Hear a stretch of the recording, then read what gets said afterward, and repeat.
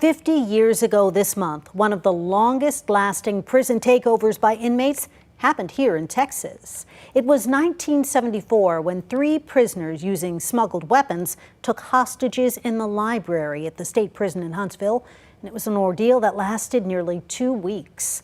Here's KVUE's Bob Buckaloo with the backstory.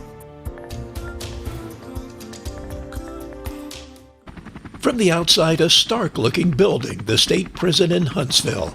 Within these walls, during the summer of 1974, a siege that gripped America. Wednesday, a group of convicts headed by murderer Fred Gomez Carrasco have held 11 hostages in the state prison at Huntsville, Texas. For nearly 11 days, Carrasco tried to negotiate with prison officials. His plan was to escape to freedom and flee to Cuba.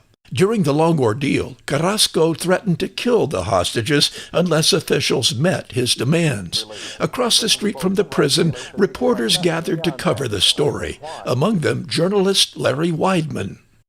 3 conspirators, led by Fred Carrasco, had smuggled in guns in cans of ham and bullets in cans of peaches.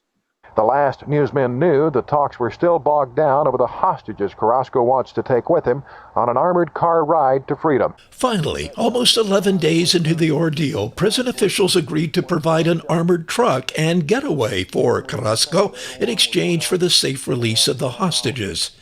They used large blackboards on wheels and taped books around these blackboards. As they came down the ramp, the prison officials suddenly ambushed them with fire hoses. The prisoners apparently began shooting the hostages.